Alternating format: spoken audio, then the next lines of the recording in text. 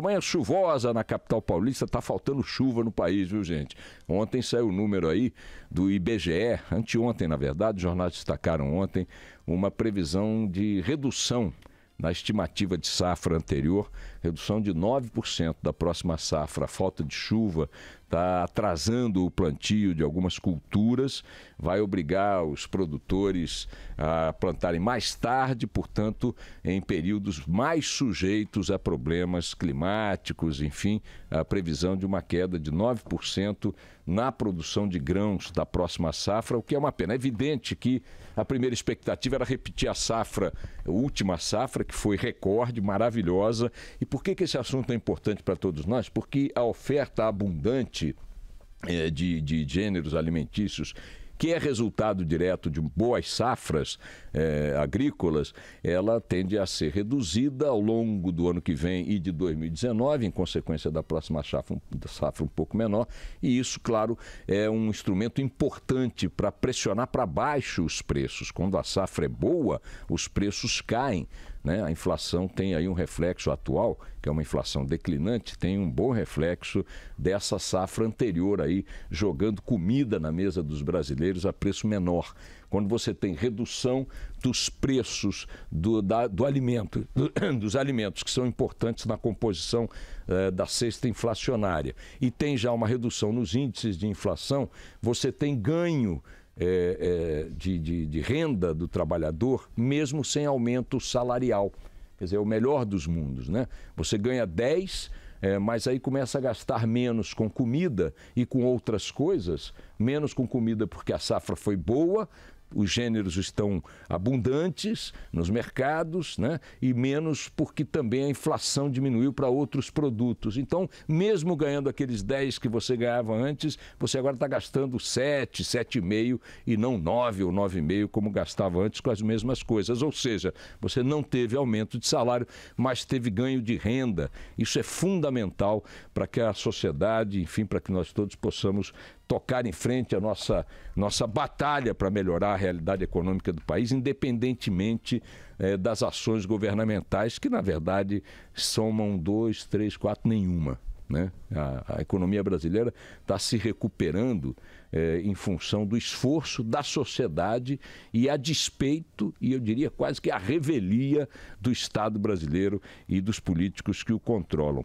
Por falar nesse panorama de políticos e Estado e tudo mais, né, a relação da máquina pública com as quadrilhas políticas, ou o predomínio das quadrilhas políticas sobre a máquina pública e as decisões da máquina pública, né, as quadrilhas políticas dominam o Estado ao seu gosto.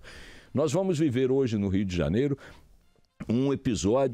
mais um episódio em que haverá um confronto entre essa estrutura de poder que está aí estabelecida há séculos, né? Que dá aos políticos a possibilidade de determinar os padrões morais, os padrões operacionais, os padrões éticos, os padrões funcionais da máquina pública. Vejam, a Assembleia Legislativa do Rio de Janeiro vai decidir hoje, numa sessão extraordinária convocada às pressas, se mantém a decisão da Justiça Federal do Rio de colocar na cadeia 3 de seus integrantes, 3 deputados estaduais, todos eles coincidentemente do PMDB, coincidentemente é ótimo, do PMDB, que foram alvo de ação do Ministério Público Federal e da Polícia Federal por envolvimento com a máfia dos ônibus no Rio de Janeiro. A máfia dos ônibus no Rio de Janeiro é semelhante, opera nos mesmos padrões da máfia dos ônibus no Brasil. Em todas as cidades, em todos os estados, as concessões de linhas e as definições de tarifas são feitas com interveniência das casas legislativas.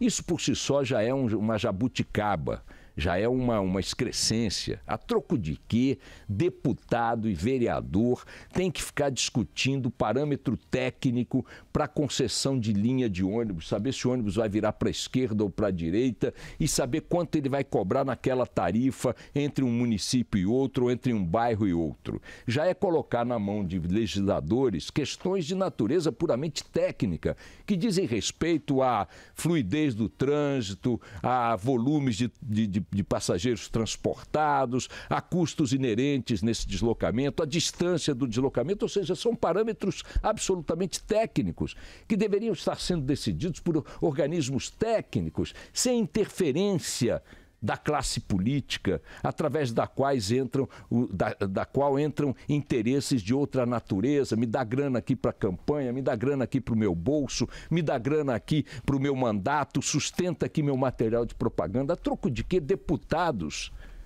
e vereadores precisam interferir, repito, na definição de um roteiro de um ônibus e no preço da passagem que você vai pagar dentro desse ônibus. Esta concessão de poder aos legisladores faz com que eles tenham um material de barganha em cima da empresa de ônibus que resulta neste tipo de padrão operacional que nós conhecemos no Brasil inteiro, qual seja empresas de ônibus com relações promíscuas com casas legislativas, fazendo fluir dinheiro de caixa 2, suborno, toma lá da cá, financiando campanhas e etc. e tal. No Rio de Janeiro, esse assunto tomou a dimensão que tomou, porque o Rio tem uma máfia operando o estado do Rio de Janeiro, que sucedeu máfias anteriores, quadrilhas de governantes anteriores. Não é que a quadrilha do PMDB apenas superdimensionou as práticas criminosas, mas elas já estavam presentes em vários governos anteriores no estado do Rio de Janeiro, e a ação da máfia dos donos de empresas de ônibus sempre se fez muito presente nas campanhas eleitorais, no fluxo de grana clandestina, na sustentação de estruturas de poder, de campanhas, etc. e tal. Agora, esta coisa veio à tona de forma muito mais visível por conta dos desdobramentos da Operação Lava Jato no Rio de Janeiro. E 3 deputados, o presidente da Assembleia Legislativa atual, o Pisciani, o ex-presidente da Assembleia Legislativa, o senhor Paulo Melo, e o líder do PMDB na casa, o senhor Albertassi, os 3 deputados tiveram seu pedido de prisão solicitado pelo Ministério Público Federal à Justiça Federal do Rio. E ontem ele não deu esta autorização imediatamente, o desembargador isoladamente ao qual foi solicitada a prisão não a concedeu imediatamente e remeteu o assunto à turma que ele integra no tribunal. Esta turma ontem, por 5-0, por unanimidade, entendeu que há indícios suficientes, elementos suficientes para determinar a prisão dos 3 deputados. E assim mandou fazer. Ontem eles foram presos. O que vai fazer hoje a Assembleia Legislativa do Rio de Janeiro? Uma sessão extraordinária, convocada às pressas, para analisar se esta prisão deve ser cancelada ou não. O que está em jogo hoje é menos repetir o que o próprio Senado fez em relação a Aécio Neves, valendo-se também da sua relação promíscua. Vocês lembram da crise do Senado com o Supremo há pouco tempo atrás? Crise institucional, e prende o Aécio ou não prende o Aécio, afasta o Aécio ou não afasta o Aécio, todo mundo, e coisa e tal. Aí o Supremo se reúne, debate, baba, e vem para lá e vem para cá, aquelas togas esvoaçantes. Aí decidiram lá que caberia ao Senado a palavra final sobre as sanções aplicadas pelo próprio Supremo ao senador Aécio Neves. E o que fez a palavra final do Senado? Uma solene banana para a decisão anterior do Supremo de afastar Aécio do mandato e de mantê-lo numa espécie de prisão domiciliar, e restabeleceu o mandato pleno de Aécio Neves, com todas as prerrogativas no Senado e saindo de casa, etc. e tal. Ou seja, o Supremo e o Congresso, e o Senado, no caso, deram o seguinte sinal para as quadrilhas do país: a justiça não tem ascendência sobre vocês.